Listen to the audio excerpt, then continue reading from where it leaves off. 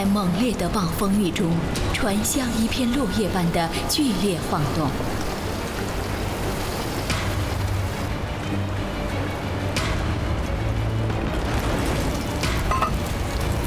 我是装在船上的一件瓷器，我能做的什么都没有。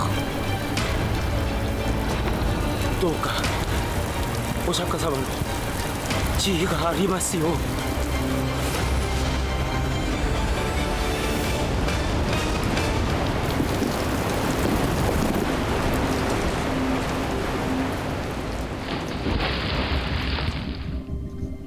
大海吞没了一切，不见一丝阳光的大海深处，我沉没到了那深深的地方。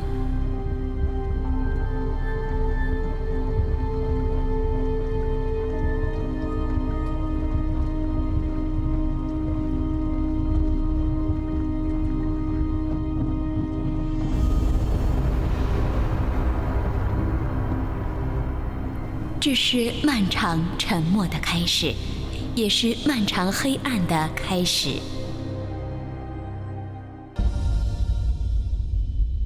我依然记得。这批货全都是陶瓷吗？妖精用の聖者か。出港、航海以及沉没。아무래도 날씨가 심상치 않아. 我见证了所有的过程。所以便记得所有的一切。 입에도 얼마 안 가서 곧 침몰하고 말 거야. 但是为了打开这段尘封的记忆，我足足等待了漫长的700年。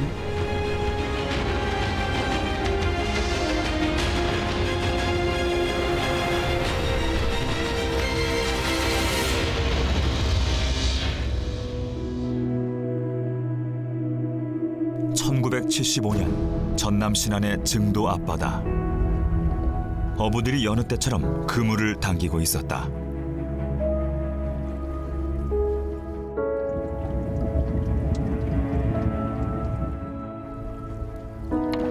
그런데 그 그물 끝에는 전혀 예상치 못했던 물건이 걸려 있었다. 몇 점의 도자기였다. 물고기를 기대했던 어부들의 실망은 컸지만 그것은 위대한 발견의 시작이었다. 그리고 이어진 본격적인 수중 발굴. 수중 발굴사의 기념비적인 대사건, 신안선 발굴이었다. 신안선은 어떤 배였을까? 700년 전의 미스터리, 신안선 그 마지막 대항해를 함께한다.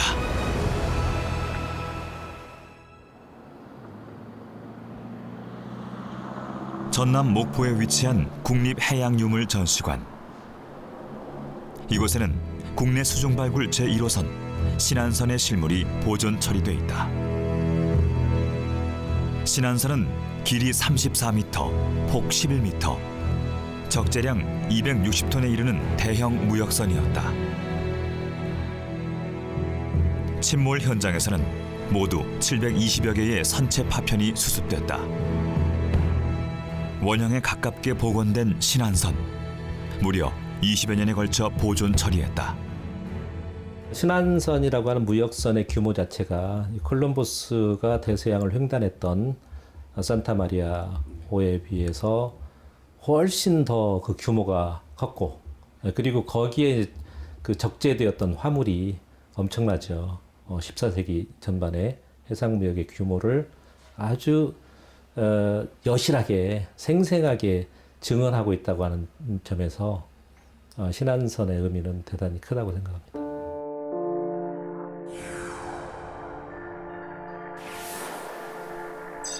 신안선이 침몰한 곳은 한반도 서남의 한 신안 증도 앞바다였다. 신안선의 존재가 밝혀지자 1976년부터 본격적인 발굴이 이루어졌다. 이후 국내 최초이자 사상 최대의 수중 발굴이 진행됐다. 신안선은 그야말로 해저 보물선. 2만 점이 넘는 유물이 단 한 척의 선박에서 수습됐다.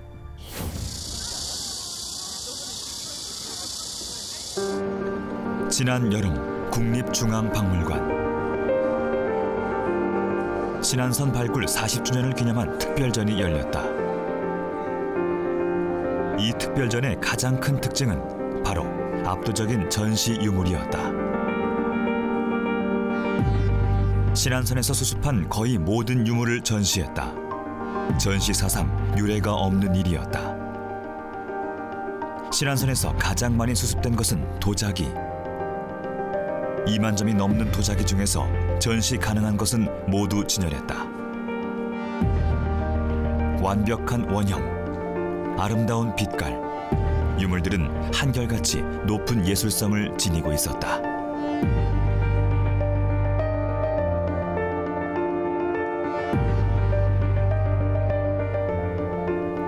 신안선 발굴로 우리나라는 중국 송원대의 도자기를 가장 많이 보유하게 됐다. 그전에는 1000여 점 정도밖에 일반에 공개되지 않았던 것을 이번에 대폭적으로 2만여 점, 거의 전 양에 해당되는 2만여 점을 공개를 하게 되었습니다. 단일 그 유적에서 출토된 그런 그 컬렉션 중에는 수량이 가장 많은 걸로 알고 있고요. 이렇게 많은 그 컬렉션을 가지고 있는 나라는 우리나라가 아마 유일하다고 이렇게 볼 수 있습니다. 특별전은 대상황을 이루었다. 전시 기간 동안 무려 6만여 명이 관람했다. 아름답고 다양한 700년 전의 도자기가 사람들의 이목을 집중시킨 것이다. 人们叫我青瓷牡丹纹大花瓶。他们立刻被我的风姿、颜色以及细腻的花纹所折服。但是，我的故乡不是这里的韩国。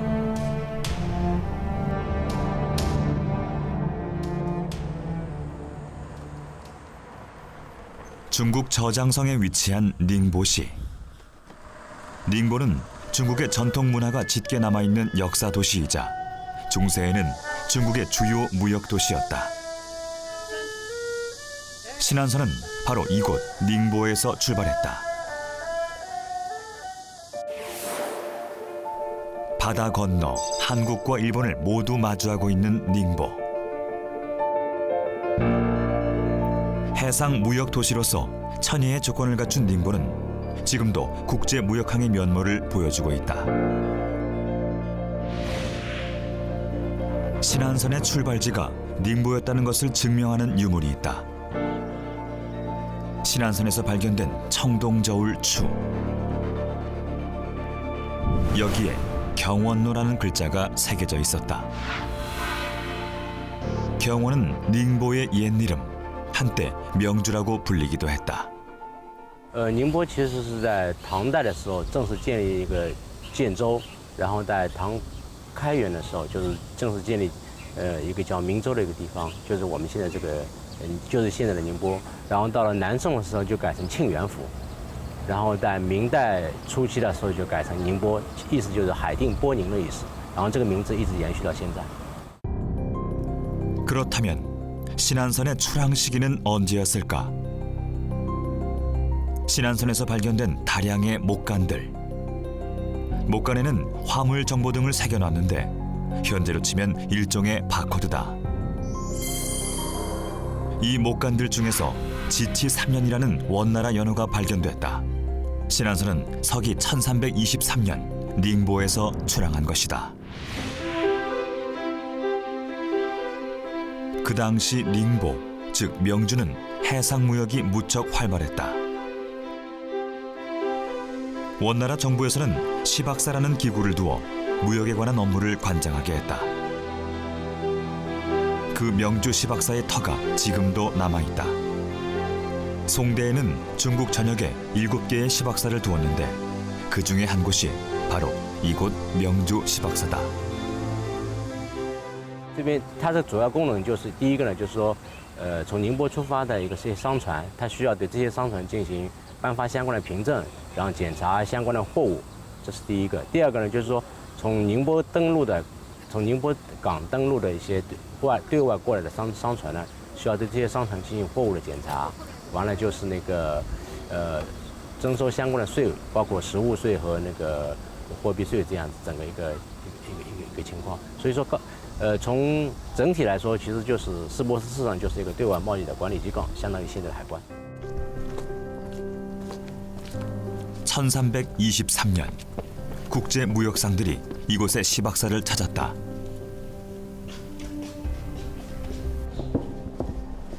신안선을 이용해 물품을 수출하려는 상인과 반대로 물품을 수입하려는 수입상들이었다. 그들은 시박사의 검열과 승인을 받아야 했다. 상인들이 꺼낸 것은 도자기. 당시 도자기는 중국의 주요 수출품이었다. 这批货全都是陶瓷吗？大部分都是陶瓷，还有紫檀和香料也一同运过去。哦，是这样。 1323年，那年夏天，人们在忙着办理手续，为了将我从宁波送往某个地方。这个人像是日本人，是要运往日本吗？啊，是的，是的。大人，请多多关照。是的，请多关照。 如您所见，不仅是日本人，高丽人也会一同乘船。南风吹，船起航。总之，运上船的这批货物逐一上报，也别忘了税款。啊，当然，一定照办。 중국의 주요 무역항이었던 닝보. 닝보를 중심으로 한 동아시아의 주요 교역 대상국은 고려와 일본이었다. 송나라 시대에는 고려와의 무역을 특히 중요시했다. 고려의 사신들은 외교 임무를 수행하는 한편 무역을 진행하기도 했는데 송 정부가 고려 사신들의 편의를 위해 이곳 닝보에 고려 사관을 지어준 것이다. 高丽的使团来到宁波，在宁波登陆以后，他是不能直接到那个当时的开封都城，他需要在宁波这边，明州这边等待，然后呢，当地的相关政府会写一份奏折到那个北宋的政府，然后北宋政府确定他们可以前往那个开封的时候，我这边才能那个启程前往那个都城，所以说中间需要有一段时间让他们能够有一个住的地方，这个就基本上就是高丽使馆主要的一个目的。 닝보 박물관. 이곳에는 과거 닝보에 활발했던 교육을 말해주는 다양한 유물들이 전시돼 있다.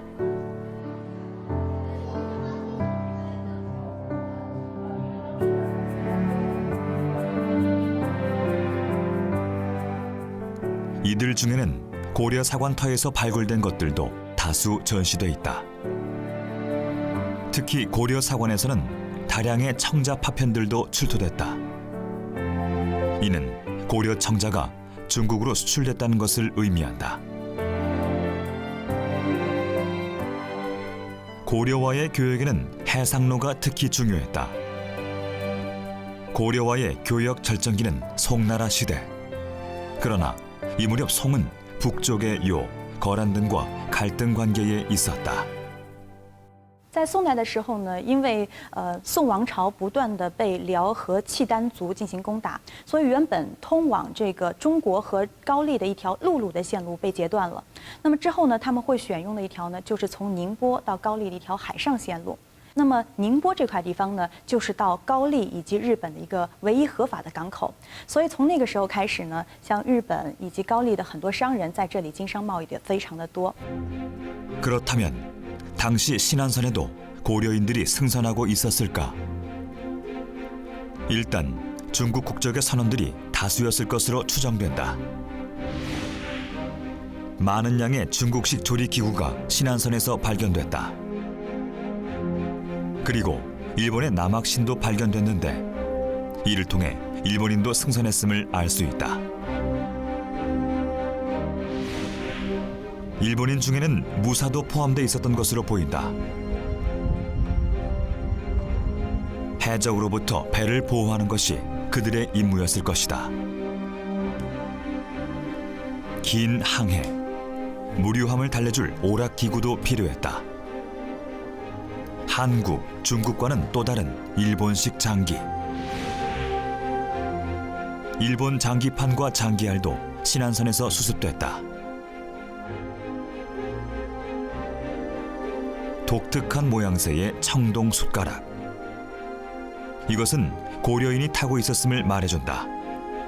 손잡이 끝자락이 제비꼬리처럼 생긴 숟가락.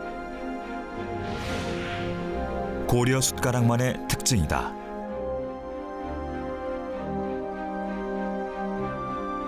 이처럼 당시 신안선에는 중국인과 일본인은 물론 고려인도 함께 승선해 있었던 것이다.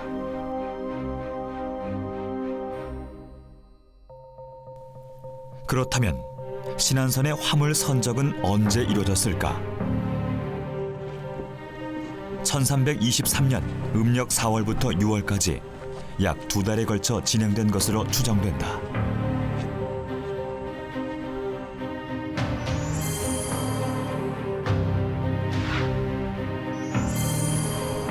(4월 21일과 23일에 선적을 시작해 6월 3일에 마지막 선적이 이뤄진 것으로 보인다. 물품들의 종류는 다양했다.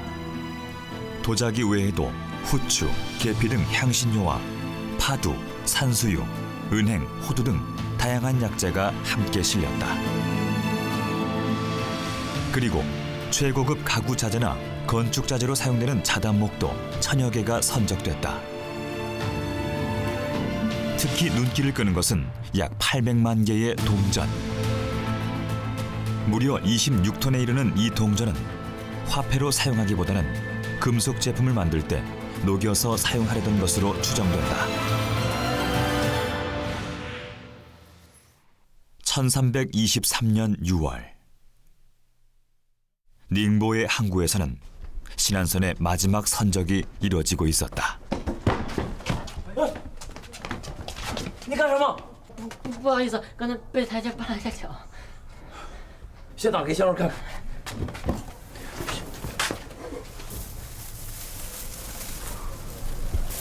다행히 상자 안의 도자기는 무사했다. 小心点儿，这是著名的龙泉窑青瓷。你知道吗？凭你的工钱，这是你理解不了的珍稀物品。 我受到了人们的特别珍惜，那是因为我的故乡在龙泉。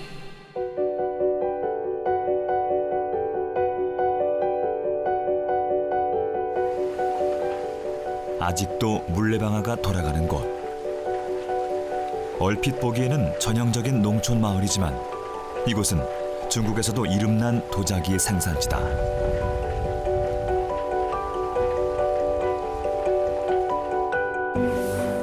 중국 저장성 내륙에 위치한 룽취안시. 그 유명한 용처녀 도자기의 본고장이 바로 이곳이다.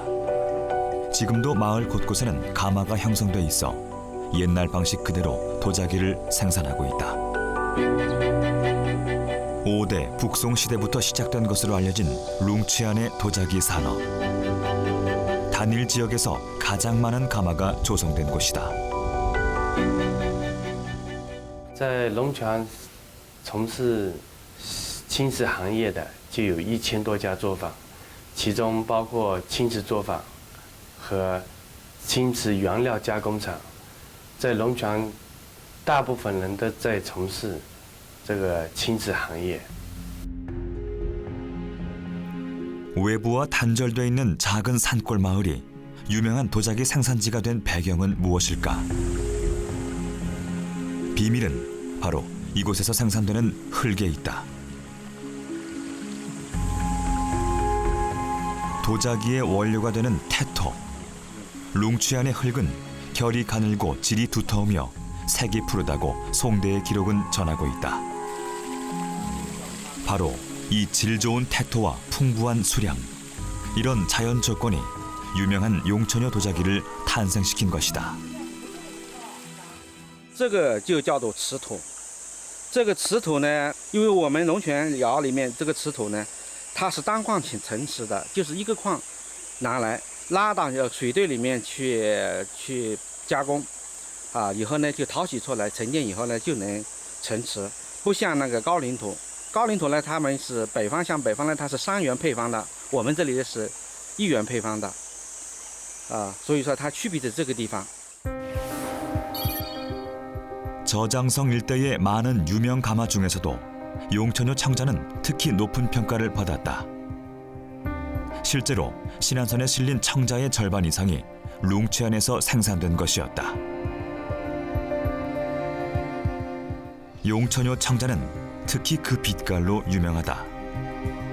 은은하고 투명한 푸른빛. 중국인들은 이를 비색이라 불렀다. 도자기는 흙과 물과 불의 예술. 섬세한 도공의 손끝에서 태토는 일정한 형태를 갖추기 시작한다.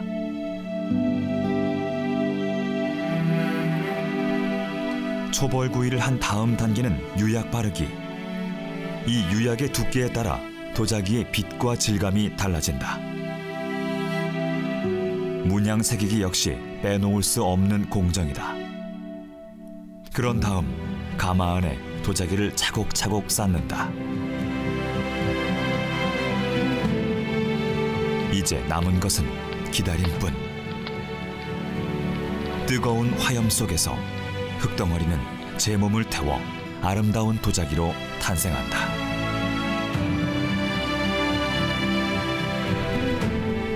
我诞生于龙泉窑陶瓷匠人精湛的手艺下，他们虔诚地制作了我和我的陶瓷朋友们。在这里诞生后，我又被转移到宁波，在那里被装上了一艘巨大的船，甲板上已经有很多船员做好了出海准备。终于刮起南风了，起锚，扬帆起航。起锚，扬帆起航。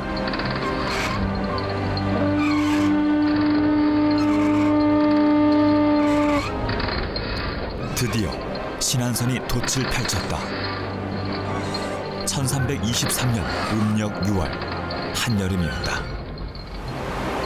닝보를 출발하면 곧바로 저우산 군도와 여기에 속한 푸투어다오, 즉 보타도를 만나게 된다. 보타도 앞바다에 신라초라고 부르는 바위가 있는데 신라 상인들이 관음상을 싣고 가려다가 이 바위에 부딪혀 좌절했다는 이야기가 전해진다. 신라인들도 바로 이 바다를 통해 중국과 왕래했던 것이다. 보타산의 붉은거 관음원, 중국의 4대 불교 성지 중 하나다. 지금도 많은 순례객들이 찾아와 그들의 염원을 풀어놓는다. 보타산 정상에 서 있는 높이 33m의 남해 관음 대불, 바닷길의 무사 안녕을 관장하는 것으로 알려져 있다. 신안선의 선원들도 보타산을 바라보며 그들의 무사 항해를 빌었을 것이다. 终于，船出港了。直到那时，我依旧不知道自己要去往何方。 그렇다면 신안선의 목적지는 어디였을까? 동복사라고 쓰여있는 목간이 신안선에서 무려 41개나 발견됐다.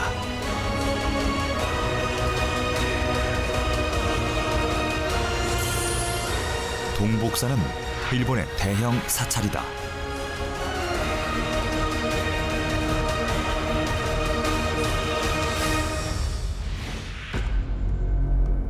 일본의 역사 도시 교토. 이곳에 위치한 동복사는 일본에서도 손꼽히는 선종 사찰이다.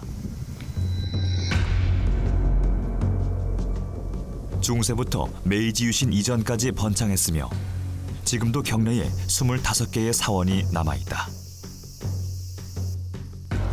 13세기 헤이안 시대 말기, 중국 유학을 다녀온 성일국사가 창건했다.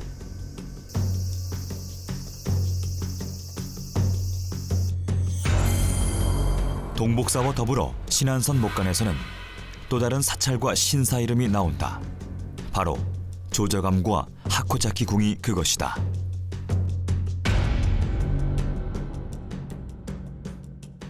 조저감과 하코자키 궁 모두 후쿠오카현 하카타시에 위치하고 있었다. 조저감은 본래 승천사라는 절에 속한 암자다. 그리고 이 승천사를 창건한 이가 바로 동복사를 세웠던 성일국사다. 동복사와 승천사 그리고 조저감은 본사와 말사 그리고 암자의 관계로 엮여 있었던 것이다.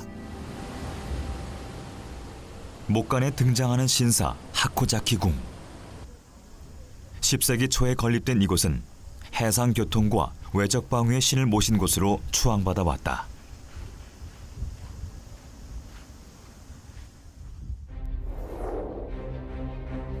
신안선과 이들 사찰은 어떤 연관이 있는 것일까? 동복사의 역사 기록에서 실마리를 찾아볼 수 있다. 신안선이 출항하기 3년 전인 1319년, 동복사에는 큰 화재가 발생했다.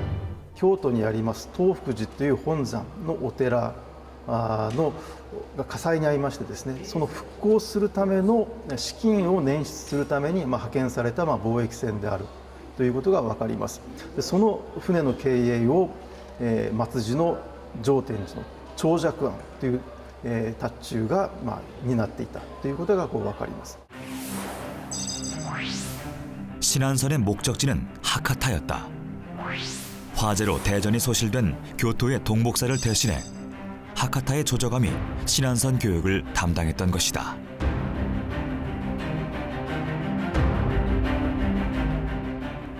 큐슈 북부에 위치한 하카타는 한반도와도 가장 가까운 항구다.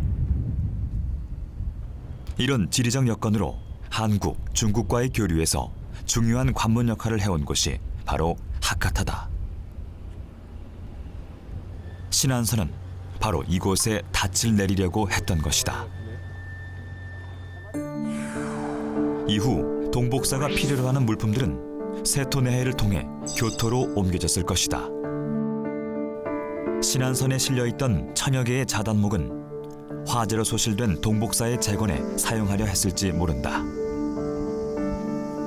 그리고 800여만 개의 동전은 녹여서 불상을 만들려고 했을 가능성이 크다. 특히 이 시기 일본에서 중국 제품들이 유행했다. 일본인들은 이들을 가라모노, 즉 당물이라 부르며 크게 선호했다. 도자기는 부처에게 꽃과 차를 바치는 데 사용됐다. 불교 신앙의 핵심 물품이었던 것이다. 승려들의 일상생활에도 중국 도자기들이 널리 사용됐다.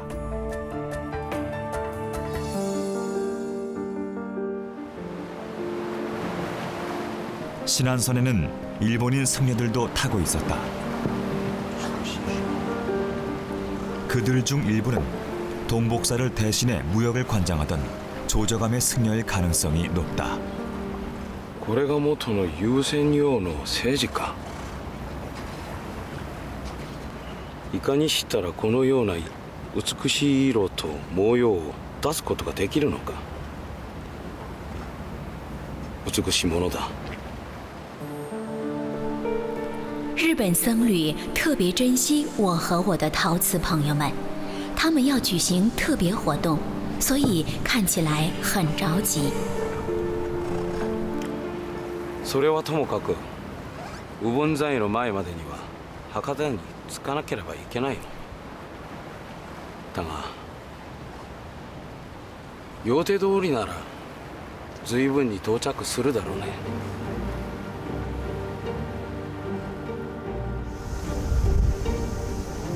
신안선은 정해진 기한 안에 도착해야 했다.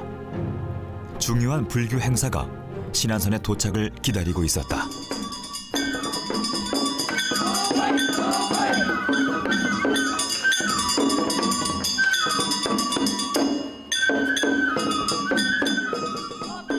음력 7월 보름에 열리는 우란 분제가 그것이다.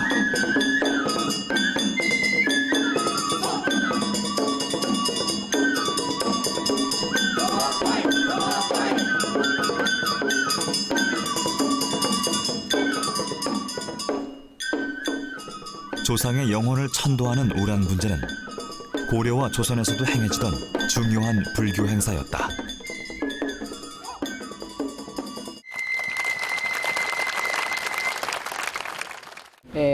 まあ、そのご先祖様の御霊をお迎えするというのがこの浦盆会の行事で、まあ、一般的には9日10日にお迎えをして16日に、お送りするというまた元のところへお帰りいただくというのが風習で残っているわけで、古くは本当に1000年以上前から行われている行事ではありますけれども。仏教の行事の中で浦盆は大きいものなんですか？そうですね、宗派を問わず地方を問わず行われている行事だと思われます。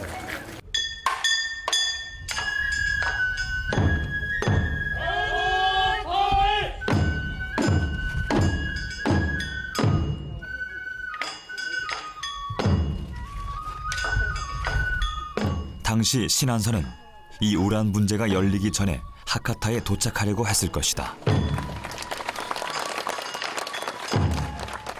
우란 분제에 쓰일 물품들도 신안선에 실려 있었던 것이다. 불가의 최대 행사를 위해 신안선은 속도를 높이고 있었다. 그런데 뭔가 상황이 심상치 않았다. 의복에 아무래도 날씨가 심상치 않아. 글쎄, 난 잘 모르겠는데. 뱃생활을 한 지 얼마 안 된 자넨 잘 모르겠지만 배에서 10년 넘게 먹고 자고 한 난 알 수 있다고. 분명 거센 비바람이 몰아칠 거야. 태풍이라도 온다는 얘기야? 배가 커서 다행이긴 하지만 자네도 마음 단단히 먹고 있으라고.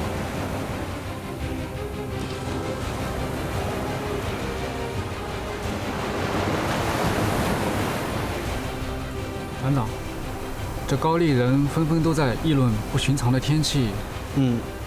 这里是他们的海域，他们肯定更清楚。不会有什么事吧？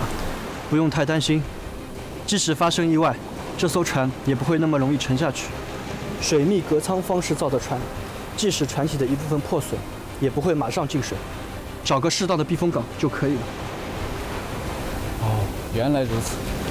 无论如何，高丽人对附近的水域、海底地形比较熟悉，必要时要好好利用它们，通过它们了解下附近适宜避风的岛屿。是，我知道了。 악천후가 예상됐지만 중국 선원들은 크게 걱정하지 않았다. 신안선은 이른바 수밀격벽 구조. 침수가 발생해도 일부에만 한정되도록 만든 구조였기 때문이다. 수밀격벽은 중국 전통 범선의 큰 특징이다.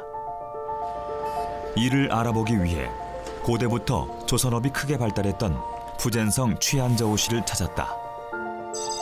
취안저우 역시 중국의 대표적인 국제 무역항이었다. 이를 말해주듯 먼 서역에서 전파된 이슬람 관련 유적들이 많이 남아있다.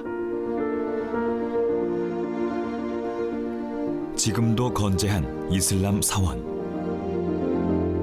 이곳 취안저우가 교류가 활발했던 국제 도시였다는 것을 말해주고 있다. 이곳 취안저우는 다국적, 다문화 도시였다. 이슬람인들의 묘지석도 그대로 남아있다.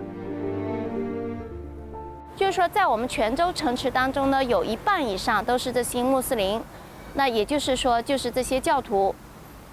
那所以当时在我们泉州城池当中有7座清真寺，不是只有这一座。 那后来呢，是因为有其他这个地震，还有其他的一些因素呢，所以倒塌到唯一现存的这一座清净寺了。 최안저우에도 시박사가 있었다. 닝보의 명주 시박사와 같은 기능을 하던 곳이 이곳에도 있었다.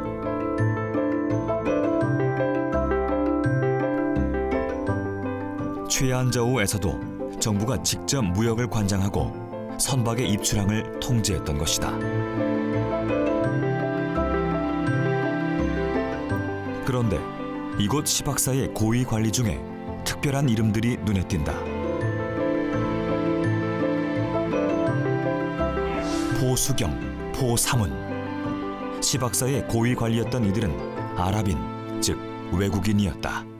阿拉伯人能够在泉州位于这么高的地位，可见呢，泉州当时的这些外国人在对泉州人对这些外国人，他是非常的开放和非常的包容的。这当时是一个多元文化非常包容贸易繁荣的城市。 개방적인 국제도시 최안저우. 고려인들도 많이 진출해 있었다. 고려인들이 모여 살던 곳을 고려항, 즉 고려거리라고 했는데 지금은 음식점 이름으로만 남아있다.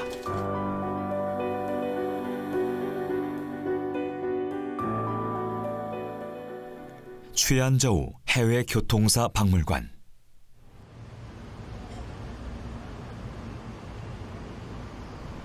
박물관 정원에 고선박 한 척이 전시돼 있다. 실물 크기로 복원된 천주해선 모형. 천주해선은 신안선과 비슷한 시기에 건조됐다. 1974년 최안저우의 후저항 해안 모래사장에서 우연히 발견된 천주해선. 이후 본격적인 조사와 발굴이 이루어졌고 실물로 복원되면서 세상의 모습을 드러냈다. 발굴된 천주해선은 현재 개원사 박물관에서 전시 중이다. 역시 수밀 격벽 구조를 갖추고 있다. 那么我们在这个泉州湾的这个宋船里面就可以看到，那像这种它的这个在航海过程中，它的优势是说，即使说碰到这个触动礁石啊，还有说像这个在海里面被这个鲸鱼这种大型的鱼类冲击之后，即使说破损了，它还是可以说到其他近岸的一个补给点进行一个修补。那么像这种船呢，我们就会发现，其实它是中国那一个传统福建 浮船的一个重要的一个特征。 중국 고대 운반선의 특징인 수밀 격벽 구조를 갖춘 천주해선.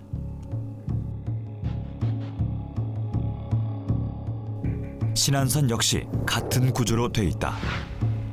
특히 신안선은 3번과 4번 격벽 사이에 대형 물칸을 설치, 식수 저장용으로 사용했다. 배의 규모 면에서는 신안선이 천주해선보다 더 크지만 구조는 거의 같다고 볼 수 있다. 그렇다면 신안선도 이곳 최안저우에서 만들어졌을 가능성이 크다. 정해진 공정을 엄격하게 따라야 하는 선박 건조 과정. 먼저 선체의 하부 구조인 용고를 제작한다. 당시 고려의 배들은 용고를 쓰지 않았다. 龙骨起源呢，就是这个头前船的头前面呢，在后面就是这个水密隔层里面的一层一层的要把它材料找出来，把它粘住了，粘好了，要保证这个一定要看水平，这个船一定要有水平。 최안저우 선박들의 특징이 있다. 대양을 항해하기 위해서는 배 밑바닥이 뾰족한 첨저형 구조를 갖춰야 했다. 뱃머리부터 꼬리까지 하부에 용고를 설치하고 내부는 격벽 구조를 갖췄다. 이는 신안선의 특징이기도 하다. 韩国打捞上来的新安沉船，它的结构里面的结构跟我们那个中国泉州以前古代造那个水密隔舱制作船的那个结构有点类似。我们不敢100%说这个是我们那个往福建泉州这边去那边北上商贸用的那个船，但是差不多80%-90%不离十嘛。 최안저우에서 만들어져 닝보를 출발한 신안선.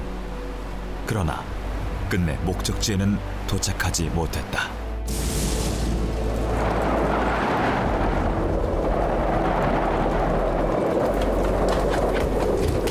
在猛烈的暴风雨中，人们慌张无措。不只有老练的船员，所有的人都陷入了恐慌中。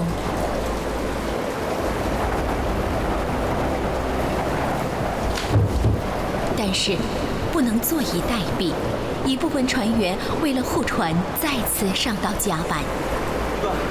우리도 올라가 봐야지. 어? 소용없어. 입에도 얼마 안 가서 곧 침몰하고 말 거야. 정신 차려! 조금만 더 가면 오려라고! 가자!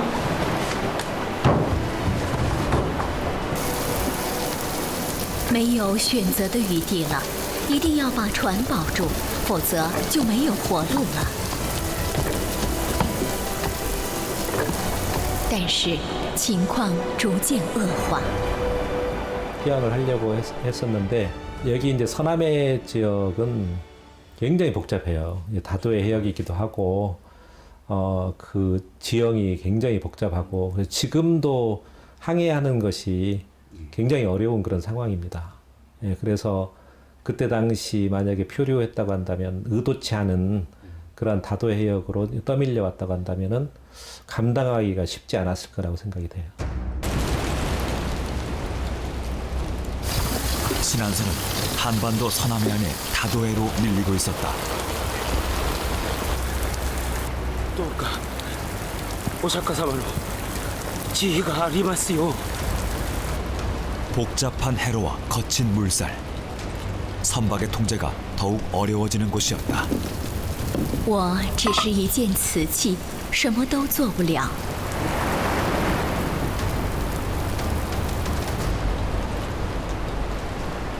船终究还是沉没了。我和其他瓷器，还有铜钱等无数物品一起葬身到了大海之中。船上的人们也陷入了与我相同的命运。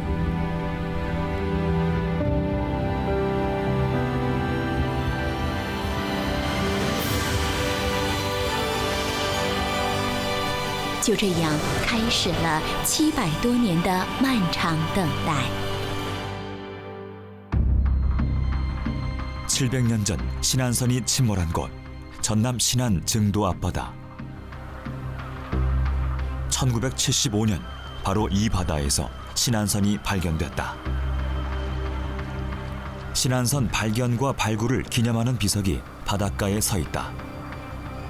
그런데 왜 하필 이곳에서 침몰한 것일까?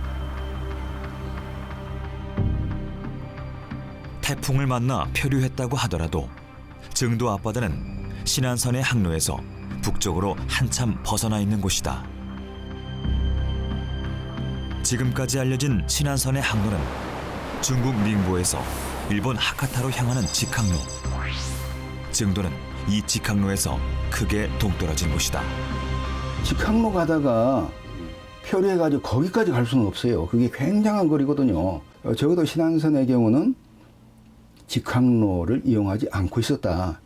다시 말씀드려서 연안항로를 이용하고 있었고 그 과정에서 침몰한 것이다. 현재로서는 기항을 했다라고 볼 수 있는 증거가 그렇게 명확하지 않습니다. 그렇기 때문에 고려 기항을 했다 이렇게 얘기는 하지 않지만은 그러나 기항 가능성 자체를 배제하는 것은 적합하지 않다 이렇게 생각이 됩니다. 어쩌면 신안선은 산둥반도로 북상한 다음 한반도 서남해 안의 연안 항로를 따라 일본으로 향하던 것은 아니었을까. 항로가 길어지는 약점은 있지만 항해는 보다 안전하다. 신안선 침몰 1년 후 중국으로 향하던 일본 선박이 영광에서 표류한 기록이 나오는데 당시에도 이 연안 항로는 빈번히 사용되던 항로였던 것이다.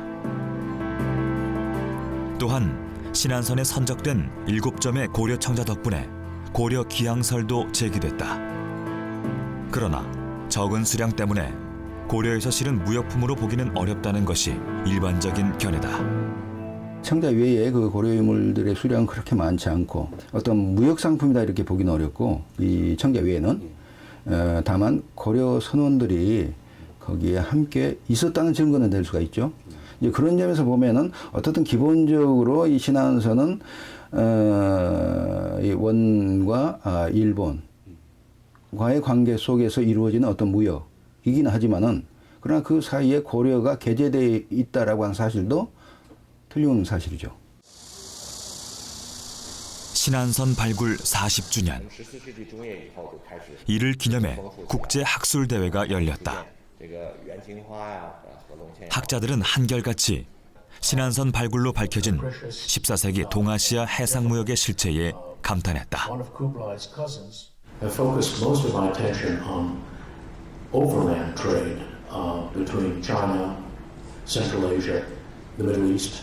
But actually, in many ways, maritime trade operated on a much larger scale and had greater economic importance. 新安沉船航行并沉没的时代，正好是从东亚到非洲东岸海上贸易体系最发达、最繁荣的时期，所以新安沉船给我们提供了一个非常好的研究这个时期海上贸易情况的例子。新安人船で発見された陶磁器は当時の日中文化の日中交流の精神的な背景までも知ることができる非常に稀な研究資料として位置づけることができます。新安の博物館というのは世界の宝であろうというふうに考えています。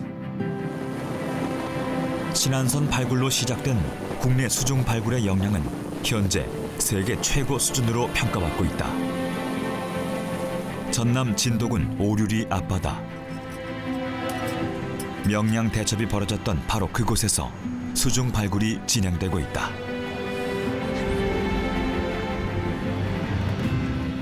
신안선 발굴 이후 체계를 갖춘 우리의 수중 고고학. 그동안 장비와 인원도 꾸준히 보강돼 왔다.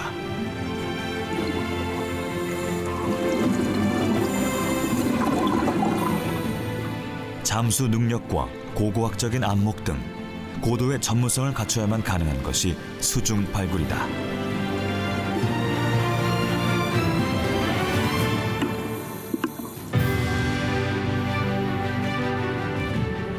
그러나 수중 발굴은 결코 만만한 작업이 아니다. 움직이다 보면은 이제 뻘층이 막 일어나니까 이제 시야가 제로가 되죠.